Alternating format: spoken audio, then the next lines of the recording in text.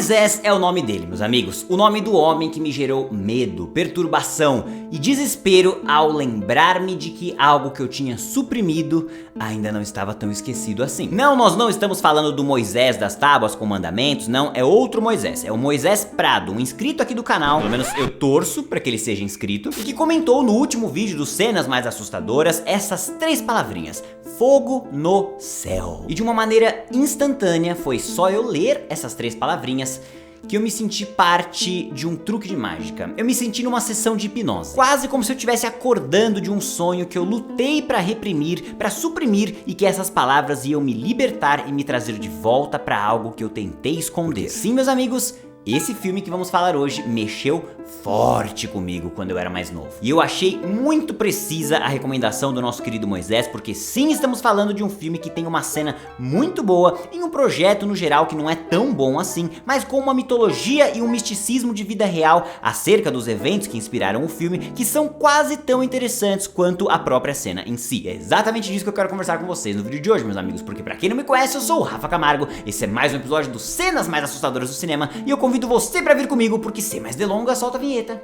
e vamos nessa!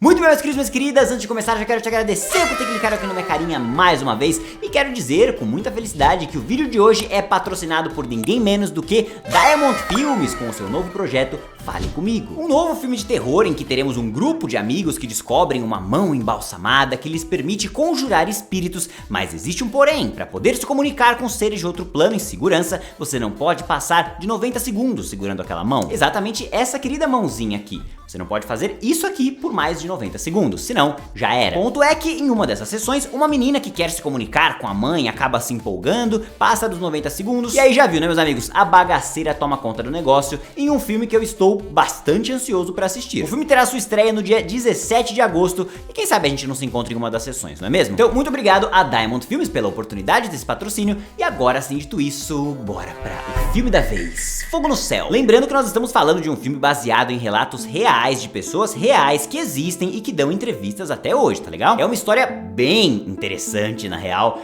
que na primeira vez que eu assisti o filme, quando eu era muito moleque, eu fiquei muito perturbado e não fui nunca atrás do material original, do relato original, mas dessa vez eu fui, cara, e posso afirmar pra vocês que a história original é também muito interessante. Fogo no Céu é um filme que conta a história do desaparecimento de Travis Walton, que estava trabalhando como lenhador junto com seus colegas, até que todos eles avistaram uma luz muito estranha vindo do céu, e o Travis decidiu que ia lá ver o que era. De repente, e segundo o relato de todos os outros trabalhadores, algo de dentro daquela luz atingiu o Travis, fazendo ele cair duro no chão, e os amigos ficaram desesperados e fugiram, deixando o Travis lá no chão. Aí no meio do caminho, fugindo, um dos amigos principais lá, o Mike Rogers, que tem uma participação grande no filme, na parte dramática do negócio, decide voltar para resgatar o seu amigo, mas quando eles voltam, poucos minutos depois de terem partido, inclusive, o corpo do Travis já não está mais lá. E os caras voltam para a cidade, contam para a polícia, para as pessoas tudo o que aconteceu e pedem ajuda, mas obviamente a reação das pessoas é exatamente como aconteceria em qualquer outra cidade, em qualquer outra parte do mundo. Ninguém acredita, eles começam a ser investigados e acusados por homicídio e ocultação de cadáver. E o filme investe um bom tempo nisso, inclusive, meus amigos, nessa relação de sobrevivente versus mentiroso, que costuma acontecer no nosso mundo real. Discutindo aquele fato de que, poxa, imagina se for verdade, cara, esses caras acabaram de sobreviver, estão pedindo ajuda das autoridades, e além de não serem ajudados, o jogo ainda vira pra cima deles e eles precisam começar meio que a se defender pra provar que não mataram o amigo e que eles foram lá inicialmente pedir ajuda pra salvar esse mesmo amigo, entendeu? É muito interessante, cara, e dá pra entender a perspectiva de todos os envolvidos ali naquele rolê. É um belo dilema,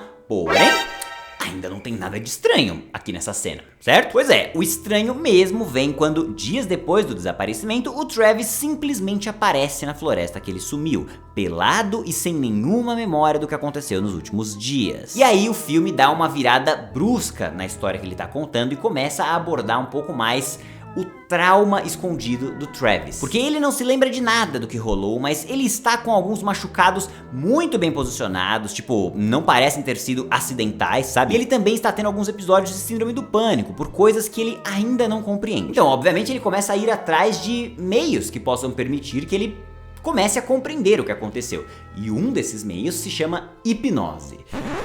E sim, é aí que entra a nossa cena em questão. Quando ele consegue ter uma única memória, curta inclusive, de 10 minutos ali, lembrando que ele ficou desaparecido por dias, tá legal? E ele só recolhe essa memória de 10 minutos. Mas meus amigos, são 10 minutos bastante intensos, que deixaram o Rafa Picorrucho de 10, 12 aninhos, sei lá, perturbado por alguns dias, talvez semanas, até quando ele assistiu esse filme no SBT por algum motivo. Cara, como é que passa um filme desse no SBT, tipo, sem aviso pros pais, tá ligado? Tipo, quantas crianças não devem ter ficado perturbadas, assim como eu? Se você foi uma dessas crianças, comenta aqui embaixo que a gente pode juntar, fazer uma ação conjunta, processar o SBT e ainda levar uma grana do Silvião. Mas voltando, vai, vamos lá, vamos falar sério agora.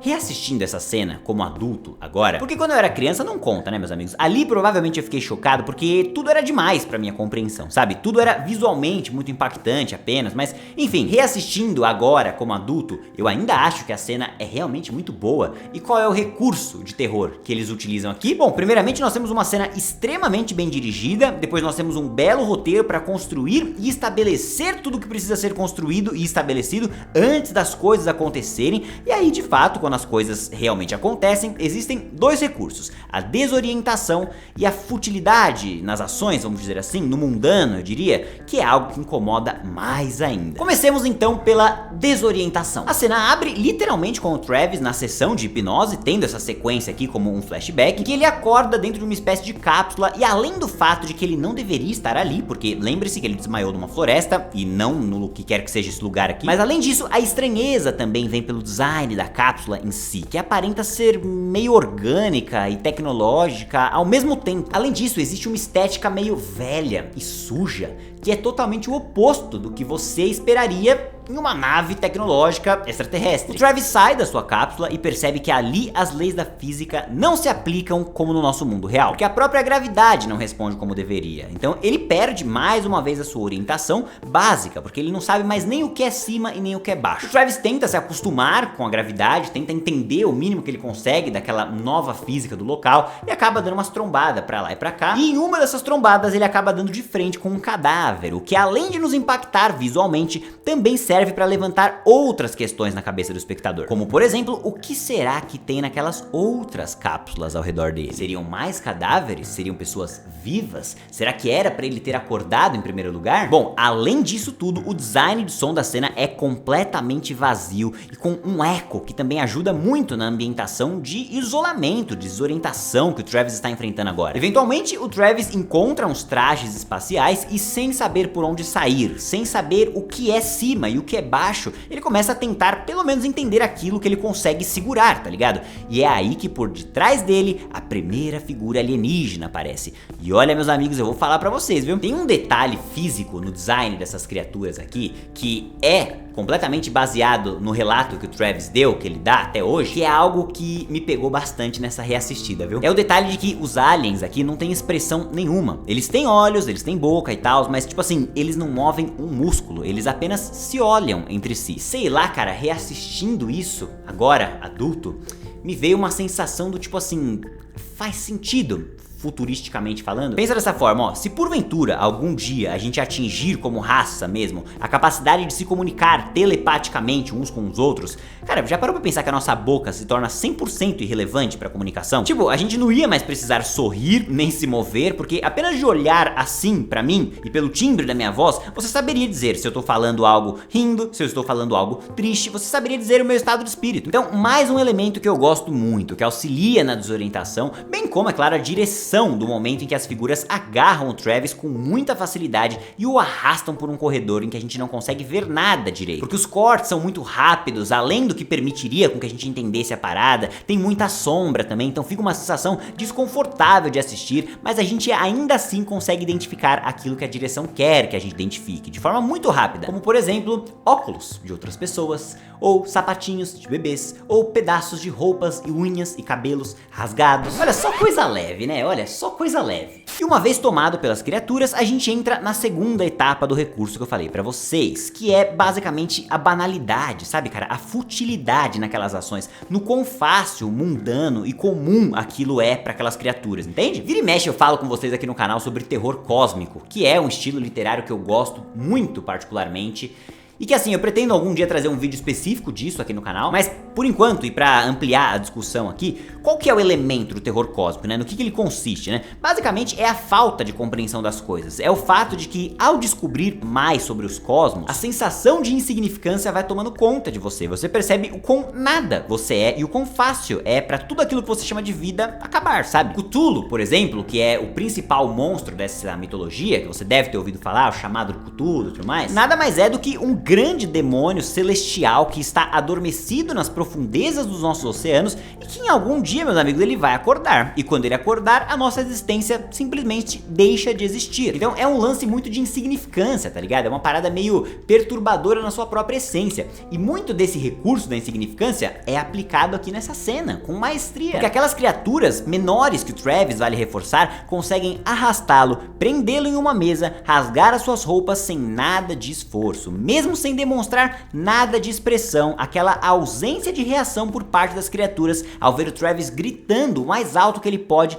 passa a sensação de que aquilo que eles estão fazendo não é a primeira vez que eles estão fazendo, e de que aqueles gritos do Travis provavelmente não vão ajudar em nada. Existe um certo contraste nas coisas que eles estão fazendo, no quão absurdo e grotesco aquilo é, versus a reação normal deles. Esse recurso do contraste é muito importante, e é um recurso também muito utilizado em filmes ali com tramas de serial killer, sabe? Que precisam mostrar o cara cantando uma música clássica enquanto ele corta a carne humana, tal, porque é inteligente isso, funciona, porque é aquela estranheza causada por um contraste. E depois disso, eles começam de fato a experimentar no Travis. E de imediato, o que nos causa impacto ali são os instrumentos metálicos, cirúrgicos, que passam pra nós uma vibe meio de casa de tortura, sabe? E considerando que nada nos é explicado desde o início do flashback, essa sensação do terror só vai amplificando, porque você meio que entende que, tipo assim, essa raça é tão avançada que o Travis é nada pra eles, além de um objeto de estudo. Da mesma forma que você pesca um peixe e não avisa o peixe do que você vai fazer com ele, ou do porquê que você vai fazer aquilo com ele, mesmo rola aqui, cara. O Travis ali naquela mesa é um peixe, mano. E da mesma forma que um peixe, uma vez que foi fisgado, ele também está impotente, preso e à mercê do que aquelas criaturas que o capturaram